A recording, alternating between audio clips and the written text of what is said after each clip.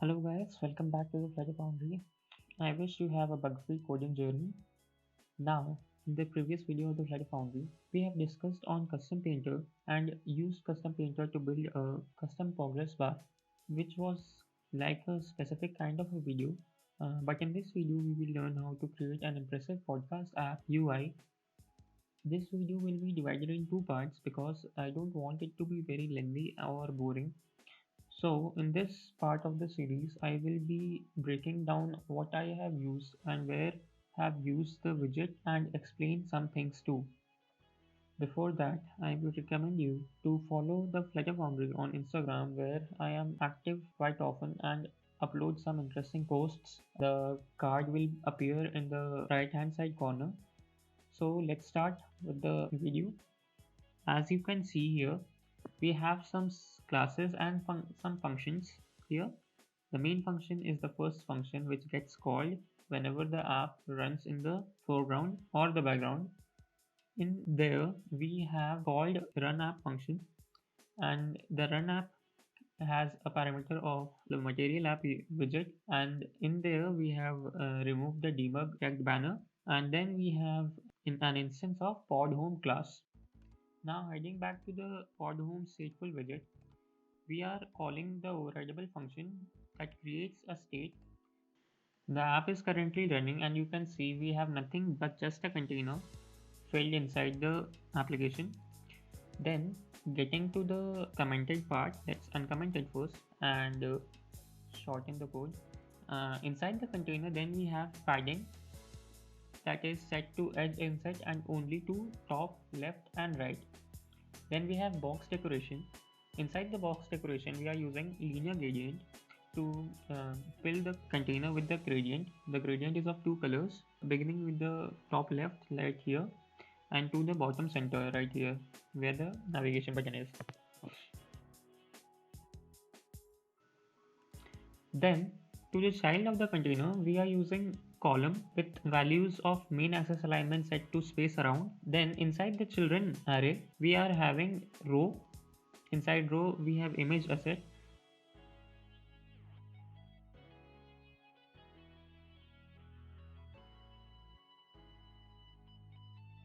Here you can see that we have a simple logo here because we are using row, so it is not at the center. And then we have a size box which gives a spacing. Then we have the text magic, which is the name of the application. Here we are using Google Fonts for getting the fonts and styling the text. After the magic text we have a pod text, which is the second name of the application. So I am going to uncomment it and again run it. And then we have a spacer that gives infinite space until the device size is over. Then we have a clip oval widget that clips an image to a circular view like an avatar. Inside the clip oval we are having image asset with height of 40. Then we have a size box to give a little bit more spacing at the end. That's it to the header part of the app. We can now go forward to the container part. We have margin set to only top of 10, then padding edge inset only to left of 10 pixels. Then we have width of the container, which is set to device width into 0.9 and height to device height into 0.055. Then we have decoration inside the container with color white and alpha of 30 and border of circular radius 15. Then border is set to all and width of the border is 2 and the color of the border is white. Then we are aligning the text field inside the container, right? Then alignment of the text field is center left, and then we have a text field widget. Decoration of the text field is set to input decoration and the hint of the text field is set to search from the pod list so that the user can understand what is that text field used for. You can see we have a bit of spacing here because we have not rendered all the UIs. Then we have the border input set to none, and then hint styling is done to how it will look as we run. So let's save it. Now after the row we have a container. Let's uncomment the container first to get what we have here. In the container we have margin only to the top of 10, padding only to the left of 10, and then we have width of the device into 9. Then we have height set to device height into 0.055. Then we have decoration of the container. In the decoration we are using box decoration. Then we have color set to white with alpha value of 30. Then we have border radius dot all, radius circular. Then we have border set to all the sides of the container, and the size of the width is 2 and color is white. Then inside the child of the container we have a text field. Inside the text field we have the alignment to center left. Then the decoration of the input field is set to input decoration, where we are setting the hint text to search from pod list for the user to make him understand that it is for searching of something. Then we have border input to none, hint style to Google Fonts source and pro. Then we have text alignment to center, and maximum lines of text is 1. Then after the search bar we have expanded view because we want a single scroll view child in order to interact the pod list we are going to make. So inside the expanded view, so inside the expanded widget, we have added a container, then set the padding of the container to symmetric and vertical with value of 10. Then we have single scroll child view. Then inside the single scroll child view, we have set the scroll axis that is vertical.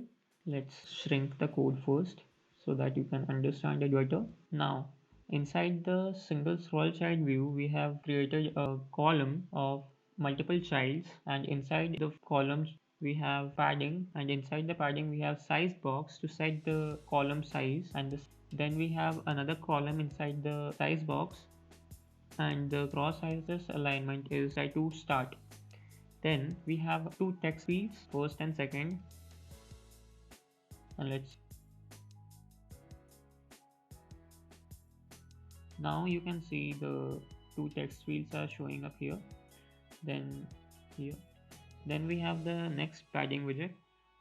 After the padding, we have a row whose main axis alignment is set to space around, and inside the children part we have three instances of categories stateful widget. Let's head to the categories class. You can see the categories class extends the stateful widget and it has some parameters. Let's see what parameters are there. The label is the label of the category. Then we have sub label, then path. Path is the directory of the image which we are going to show. Then we have color. Then we have is selected, that is the boolean value which is going to be used to see if the user has selected this category or not. Then inside the categories we have center widget. Then we have container and the height is set to these dimensions. Then inside the box direct decoration we have color, where we are using ternary operator to see if that widget is selected or not. If it is selected, then we are using pure white color. Then we have border radius. Border radius is set to all and it's set to radius.circular 10. Inside the child we have a column where we are showing an image asset. Then we are showing a text style with widget.label. Then we have container. So let's run it first here. Let's save it.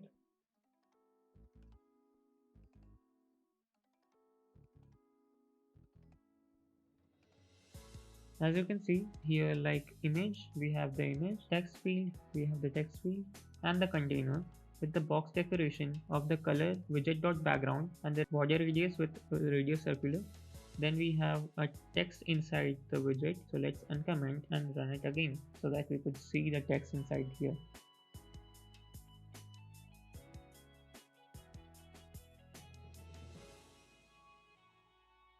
Now heading back to the HomePod class, we have a size box with a text inside and with some styling to separate the next UI part. Now let's uncomment the playing section. And let's head to the plain class and explain all the things in the class. This class has an interesting UI element where I have used different type of progress bar. Let me show you that progress bar. Save it. This progress bar, as you can see, the progress bar looks very interesting here. The progress bar has a wave like effect. So let's get back to the class. Here we have tons of parameters. First is pod, that is the name of the pod. Then we have information for the podcast. Then we have album, that is the image of the podcast. Then we have category, that shows which category this pod is from. Then we have colors.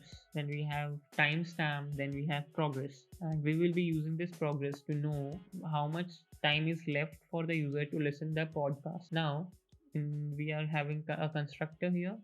Then we have playing state class. Then inside the playing state class we have build function and a boolean value. That then inside the build function we have the dimensions of the device. Then inside the return function we have padding widget, and the padding widget is set to edge inside all. I am using stack to make layers of widget to be overridden. So you can see inside the stack we have two containers. First one falls underneath the second one like this. Here in the image you can see that the first container is below the second container. So inside the first container we have height and width, then we have padding, then we have box decoration. Inside the box decoration we have widget.category color, then we have border set to all and the radius is 10. Then we have a row whose cross axis alignment and main axis alignment is set to center and space around respectively. Then inside the children column, we have an icon. After the icon widget, we have shader mask from here to here. I have used shader mask because I have overridden the color of the image and changed it as a linear gradient, but the linear gradient is not a gradient, but you can say just like a color fill effect. Let me run first, then I have used the image as just a template, and using shader mask I am just showing that how much podcast has been finished by the user and how much is left. This is done just by the colors and overriding the original image and adding a fill color like effect with shader callback. Here in linear gradient you can see that I have used just two colors, color white and color white with alpha, and then the stop value is the most interesting one. If you use stop value with both same decimal values, then you can see this kind of effect. Here you can see the color starts and the color stops, but if you use this kind of values, then you will be able to see a gradient, like it blends both the colors. But I don't want blending in this, I just want it to feel like it is just stopped here. Then set the beginning and the end to the center left and the center right, and if you want the progress to be increased, then just increase the value like this. If I want the progress to be completed at 90%, then I will just change the values to 90%, and you can see the progress has increased. And similarly, if I want it to be like 20%, then I will give the value 20% and save it. Then you will see that the progress is at 20% now. This can be used as a progress bar, and I will show you how to animate this to get a proper progress bar in the next video of this series. Now heading to the gesture detector part, we have just an icon. Let's save it with heart shape, add it as a favorite button, and here you can see if I click it, it fills. Then we have the another container which is going to be at the top of the second container. Let me show you this also because of the stack widget which we are going to use. So let's first remove all the other code here. So let's comment it and just run it. Then you can see the container to be shown like this. It is on the green container which was behind the current container. So you can see in the second container we have box gradient, box decoration, then we have box shadow. Then inside box shadow we have a shadow of black color with opacity of 0.5 and spread radius to 0. Then blur radius is set to 8, and then the offset is set to 0 to x and 8 to y. Then we have linear gradient that starts from top left here. Then we have the colors, and then we have border radius which is circular, you can see here. Then inside it we have the child part. Inside the child we have padding, then we have row, and inside the row we have container. Inside container we have box decoration, then we have border radius, Then we have another container with a column inside. Then we have the text of the podcast, which is the name of the podcast. Then we have information about the podcast. Then we have another row, which is here. These rows contain two widgets. First is container widget, which has color, which we are getting from the parameter. And then we have border radius. And then we have text categories. Then we have text format, where we are showing how much time is left. And then we head back to the main function and uncomment these two, and I will show you. Now you can see we are almost there what we designed. Here it is what we designed, and here it is what it looks in the application. You can see it is mostly similar. Let's end this video with a note series of the video. I will show you how to create this progress bar, and I will show you how to create this floating navigation bar too. And that's it for this video. See you later. Happy coding journey, guys.